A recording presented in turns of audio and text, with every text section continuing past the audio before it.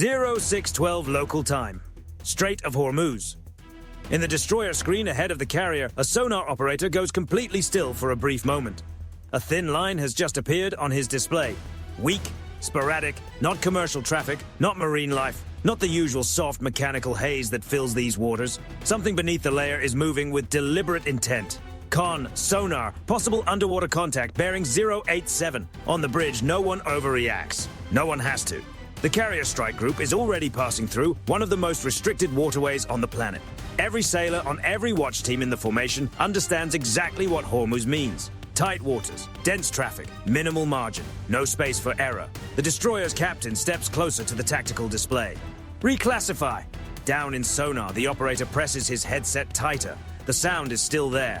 A faint, controlled shaft rhythm. Then another pulse, clearer this time. Metal, not background clutter. Machinery, not coincidence. Contact maintaining depth, extremely low signature. The carrier, 2 cruisers, and the outer ring of escorts continue on a steady course, slicing across calm blue water under the hard light of morning. On the carrier's flight deck, yellow shirts move between parked aircraft, their helmets bright against the gray non-skid. The smell of jet fuel lingers in the air. Deck tractors rumble. From a distance, it looks like a normal transit. Inside Combat Information Center, it has already stopped being routine. Mark contact Sierra 1, the captain says. The symbol appears on the screen. 30 seconds later, another sonar operator turns from his console. Additional contact, bearing 114, faint transient. Now the room gets even quieter. 2 contacts in these waters could still be confusion. Layer bounce. Civilian propellers overlapping. Poor geometry. A false picture. Then the third report comes in. Con, sonar. Third possible underwater contact, bearing 062. 3. Nobody says the word ambush. Not yet. But every set of eyes in CIC lands on the same conclusion at the same moment. 3 separate bearings, 3 distinct approach lines, all of them in the same stretch of water ahead of the carrier. The tactical action officer studies the spacing. That's not random traffic. No, the captain replies, it isn't. On the carrier, the bridge receives the update in clipped, practiced language. Possible triple underwater picture. Bearing spread, outer escorts investigating, no confirmed aggressive action. The response comes back just as evenly. Carrier copies, maintain screen integrity. That is how the U.S. Navy sounds when the pressure climbs. No raised voices, no wasted language, only decisions. 0615 local time. The destroyer edges slightly to port, just enough to widen the protective arc ahead of the carrier without signaling alarm. Another escort adjusts on the far side, tightening the geometry. The formation is still moving forward, still controlled, still operating within the rules. But the shield is changing shape. Below deck, the acoustic picture sharpens. Sierra 1 shifts depth. Sierra 2 slows. Sierra 3 keeps closing. That detail changes everything. Civilian traffic does not move like this. Not in 3 separate lanes. Not with spacing this deliberate. Not with one contact hanging back while the others probe angles around a ship of this value. The destroyer's intelligence specialist pulls up the acoustic library. Propeller blade count, shaft turns, cavitation pattern, intermittent machinery harmonics. The software begins offering possible matches, but the captain wants human judgment before machine suggestions. Manual confirm. The senior sonar chief listens for 6 full seconds, then lifts one side of his headset. These are naval screws. No drama, just a statement. A beat later, he adds, possible Iranian boats. No one in the room visibly reacts. But the weight of it settles immediately. Ahead, the Strait of Hormuz narrows like a funnel of heat and steel. Tankers move along distant lanes. The coastline appears as little more than a thin brown strip through the shimmer. And somewhere beneath that bright, ordinary water, 3 submarines are maneuvering around a U.S. aircraft carrier. 0617 local time. The order goes out to the embarked MH-60R Seahawk detachment. Flight deck crews move at once. Tie-downs come off. Rotors unfold. A tow tractor clears the area. The helicopter crew jogs in low and fast. Cranials on, survival vests secured. Every motion is sharpened by repetition. No briefing is necessary. They already understand what 3 underwater contacts in Hormuz can mean. Back in CIC, Sierra 3 shifts bearing by a few degrees. Third contact crossing toward the carrier's projected track. That gets everyone's attention. The tactical action officer traces the angle with his finger. Not a direct intercept, not yet, but close enough to matter. The captain gives the order. Launch the helo. First buoy pattern forward of Sierra 3. Keep Sierra 1 and 2 under shipboard track. On the flight deck, rotorwash rips across the surface. The Seahawk lifts smoothly, its nose tipping toward open water before it accelerates off the port side of the formation. Its job is not to strike. Not yet. First it has to locate, then identify, then make one thing absolutely clear. The screen can see below the surface. 0619 local time. The helicopter is 6 miles out when the first sonobuoy hits the water. In the destroyer's CIC, a new acoustic feed spreads across the board. Fresh lines, cleaner conditions, better geometry. Then the operator at the third console sits up straighter. Con sonar, Sierra 3 just gave me a stronger return. How strong? Strong enough. The library updates. Match confidence climbs. Diesel electric profile, likely Iranian origin. Then a second probable match, then a third. 3 submarines, 3 separate bearings, all maneuvering around the strike group's approach corridor. The captain never takes his eyes off the screen. Pass it to the carrier. Probable Iranian submarine activity. 3 contacts, coordinated positioning. The message goes out. Outside, the carrier keeps moving ahead, enormous and deliberate, white water rolling off its bow beneath the morning sun. On deck, aircraft remain chained in place. Sailors continue their work with measured calm. From above, it still looks controlled. Below the surface, the picture has changed. This is no longer just a transit. Now it is a search under pressure. 0619 local time. The first sonobuoy splashes into the Strait of Hormuz and disappears beneath a ring of white foam. Inside the destroyer's Combat Information Center, a new channel opens across the acoustic board. Fresh water, fresh geometry, fresh sound. The MH-60R Seahawk is now fully in the game, laying down a search pattern ahead of the carrier strike group's route. Each buoy turns another patch of open sea into a listening post. Buoy 1 active, buoy 2 passive. Feed is clean. The destroyer's captain stands with one hand resting on the back of a chair, eyes locked on the tactical display. 3 underwater contacts remain on the screen. Sierra 1, Sierra 2, Sierra 3. Still separated, still deliberate, still moving where they should not be. The carrier presses on at steady speed, its massive hull carving a disciplined bow wake beneath the hard Gulf sun. From the flight deck, the helicopter is little more than a fast-moving shape skimming low over the water. On deck, ordnance crews pause beside chained aircraft. Shirt colors flash in the wind. No panic. Just the focused calm that settles over professionals when the situation turns serious. Below, the acoustic picture sharpens. Sierra 1 adjusting depth. Mark it.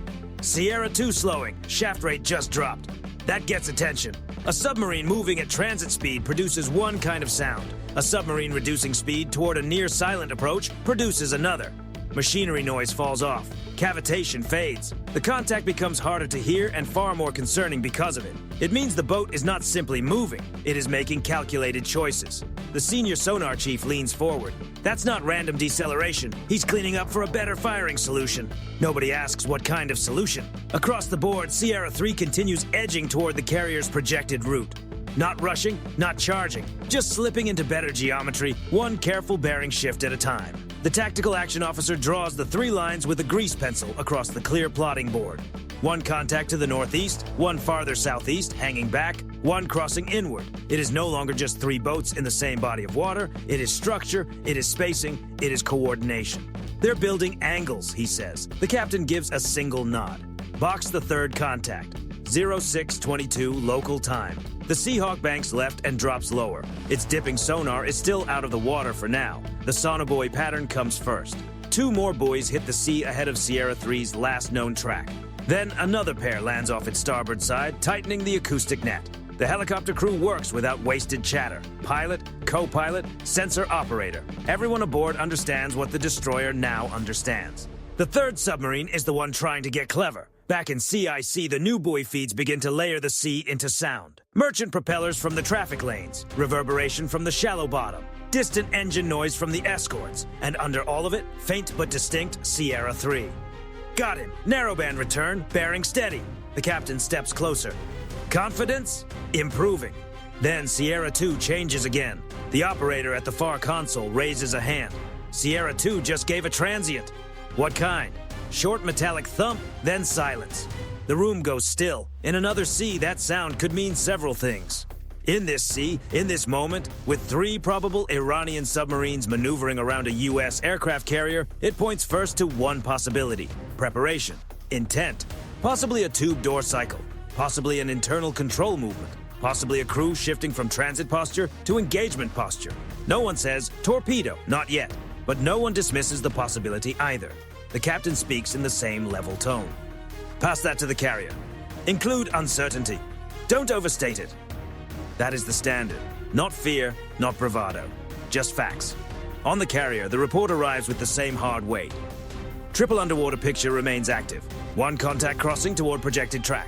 Second contact slowing with a possible transient, consistent with weapon preparation or maneuver control. No launch detected. Screening forces investigating.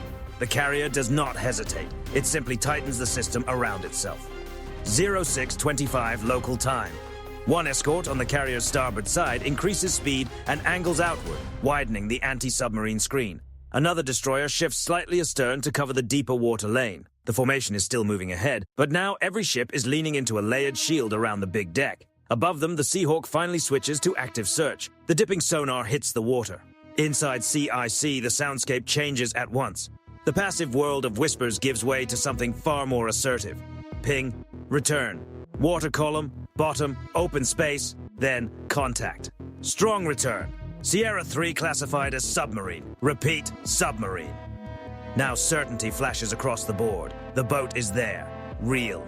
Moving. Close enough to matter. The captain responds immediately. Warning localization.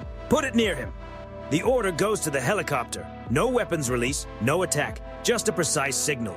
A message sent underwater in a language every submariner understands better than words.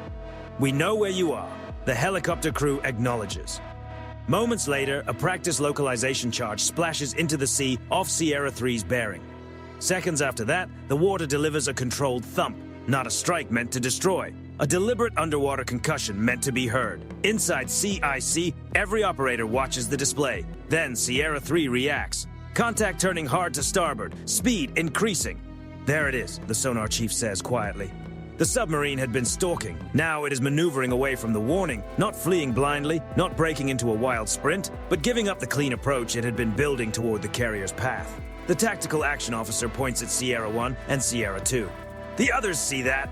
He is right. Almost immediately, Sierra 1 drops deeper, trying to bury itself beneath the layer. Sierra 2 stays slow and quiet, no longer pressing forward with the same confidence. The pattern is changing. Pressure has reached all three boats, not just the one the helicopter tagged. 0628 local time. For the first time since the initial contact, the U.S. Navy is not simply reacting. It is beginning to shape the underwater contest, but the danger is not gone. Sierra 3 is peeling away under pressure. Sierra 1 is going deep, and Sierra 2, the quiet one, the one that slowed early and cleaned up its signature first, is still somewhere ahead of the carrier.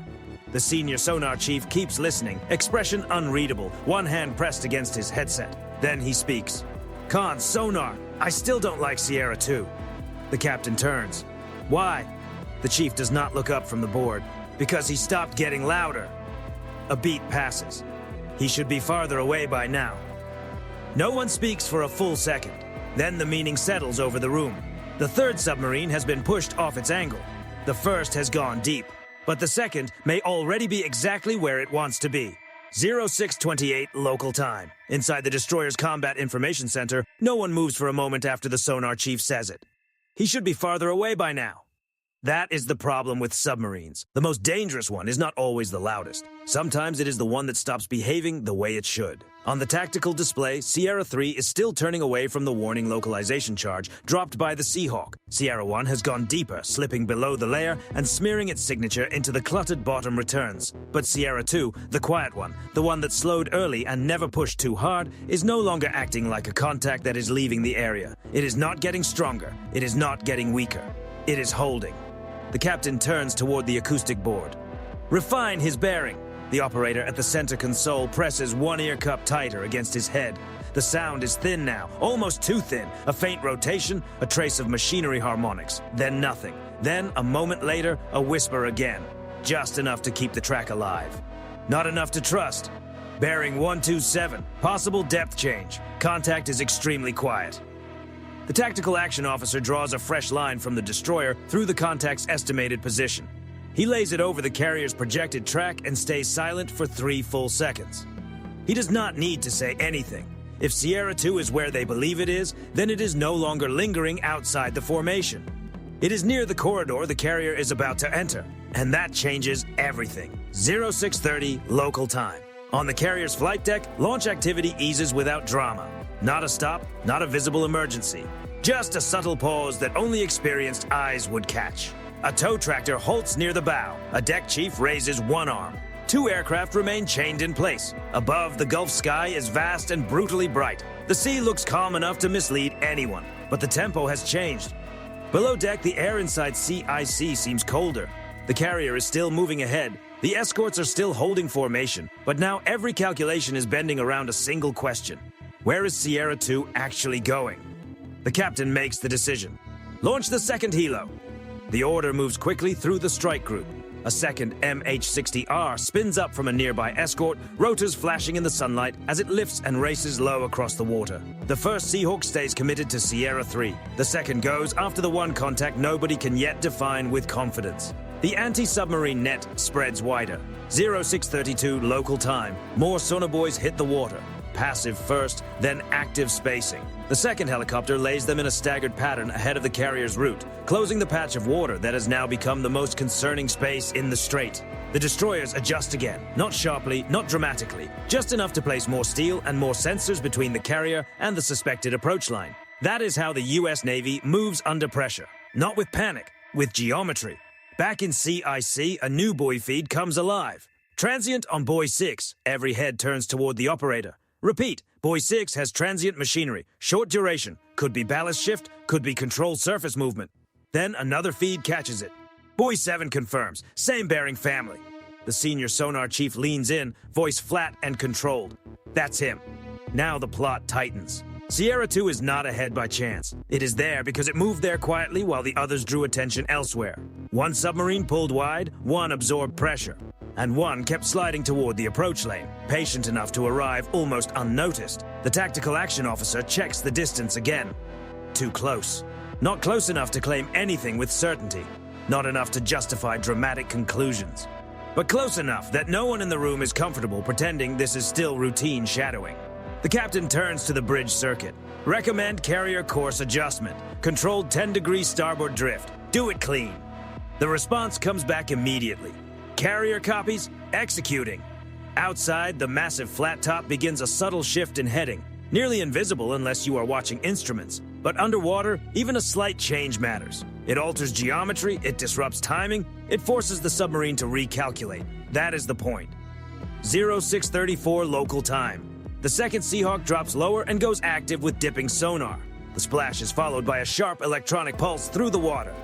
In CIC, the board fills with returns. Layer, bottom, false smear. Then one bright, unmistakable contact. Hard return. Sierra 2, hard return. How far? Inside the inner screen. The room does not erupt. It tightens. That phrase carries enough weight on its own. Inside the inner screen means the submarine has reached the zone where the carrier's safety depends on fast, disciplined reactions. Not on distance, not on guesswork.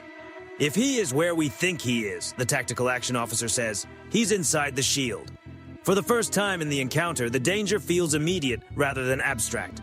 The captain does not waste the moment. Warning marker, put it on him now. The helicopter acknowledges. Seconds later, the sea breaks beneath the aircraft. A practice depth marker splashes close to the submarine's position. Then another. Not weapons, not an attack. Signals. Clear, precise, impossible to misunderstand. We see you. You are too close. You have been exposed. For 2 seconds, nothing changes. Then Sierra 2 breaks hard away from the carrier's projected path, and the underwater picture starts to shift. Not instantly, not dramatically, but enough. Inside the destroyer's combat information center, the operators notice it first. The neat geometry the submarines had been building since the initial contact is no longer intact.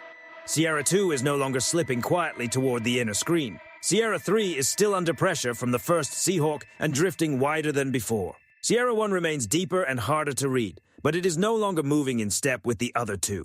For the first time since 0612, the carrier strike group is not reacting to a setup. It is disrupting one.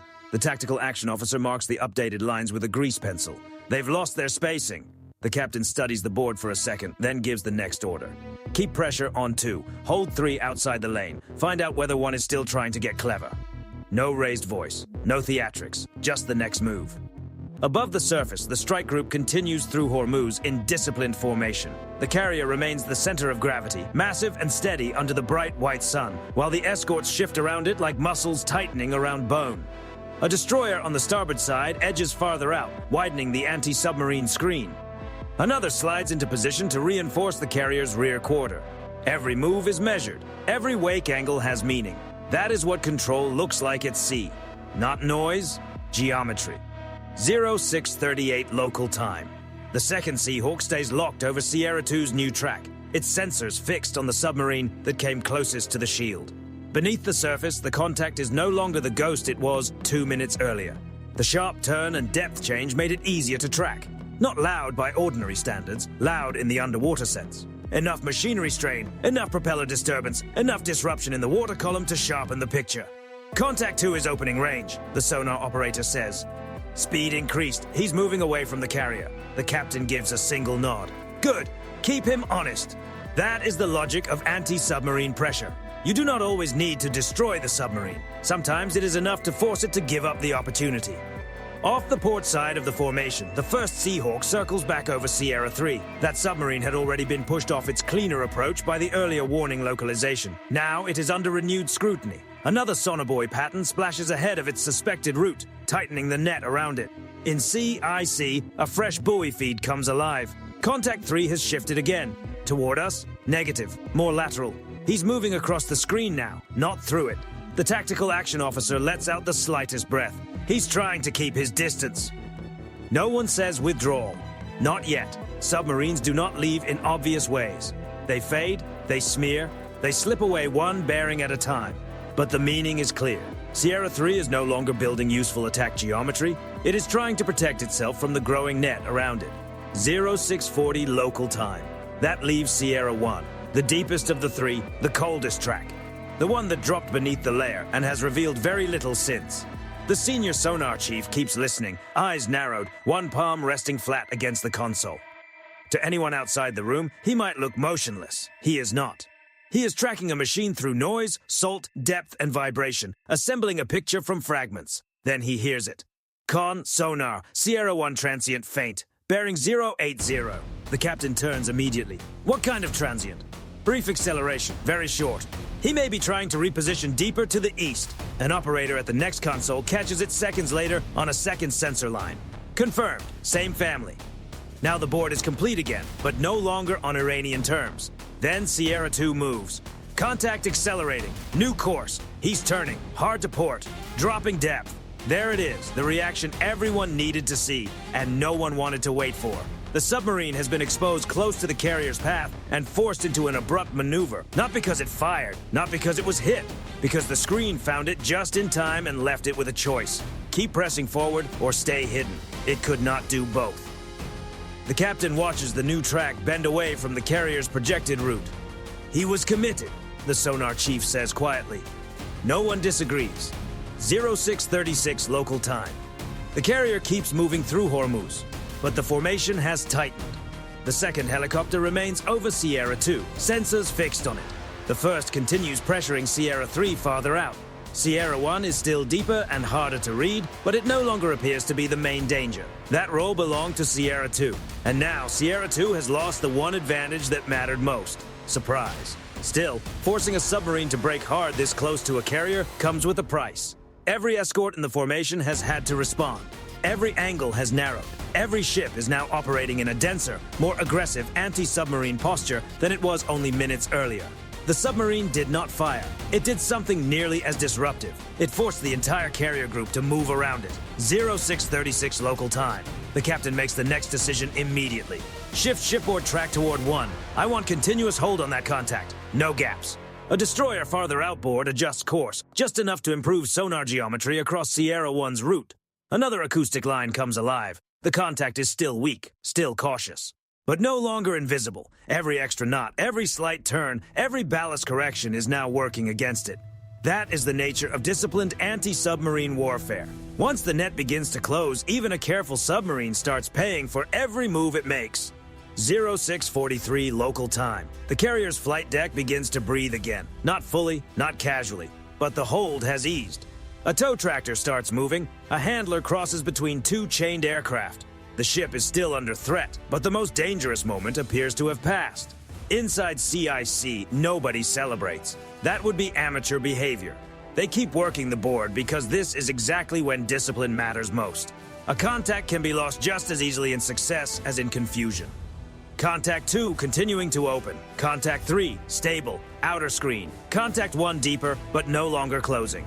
The captain studies the 3 tracks again. 3 submarines had entered this stretch of water with a coordinated plan. 1 wide, 1 quiet, 1 pressing inward. For several minutes, it worked. The pressure on the strike group was real. The carrier altered course. Helicopters launched, escorts compressed. The shield was tested but not broken. Now the submarines are no longer dictating the encounter. Sierra 2 is the clearest example. The boat that nearly slipped into the inner screen has been turned away and kept under constant pressure. Sierra 3 had to abandon its angle the moment the first Seahawk localized it. And Sierra 1, the last chance to preserve anything coherent, is being forced to choose between staying quiet and staying relevant. Under pressure, it cannot do both forever. 0645 local time. The tactical action officer sets down his grease pencil and looks at the captain. They came in with a shape. They don't have it anymore. The captain keeps his eyes on the display. No, he says, now they just have 3 submarines. And in that moment, the entire encounter changes. 3 submarines working together are a serious threat. 3 submarines forced apart under pressure are no longer a coordinated problem. They are separate contacts trying to work their way out of bad water. By the time the strike group pushes farther east through Hormuz, the situation is no longer centered on immediate survival. It is about control. 3 submarines entered the strait looking for leverage. Now all 3 are backing away under pressure. 0645 local time. The carrier strike group continues east through the Strait of Hormuz, and for the first time in more than 30 minutes, the tactical picture stops getting worse. Not safe, not relaxed, just better. Inside the destroyer's Combat Information Center, the board still shows all 3 underwater contacts, Sierra 1, Sierra 2, Sierra 3. But the difference now is obvious. The lines are opening instead of closing. The bearings are spreading farther apart. The geometry that had once threatened to compress around the carrier has unraveled into something much less dangerous. 3 submarines are still in the water. What they no longer have is initiative.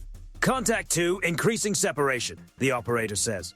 The captain does not answer right away. He watches the track update once more. Sierra 2, the submarine that came closest to the inner screen, is still moving off the carrier's axis after being forced away by the second Seahawk's hard localization. It is deeper now and trying to reduce its signature again, but the critical moment has already passed. It had its opportunity. It lost surprise. And once a submarine loses surprise against a fully alert U.S. Navy screen, the advantage fades quickly.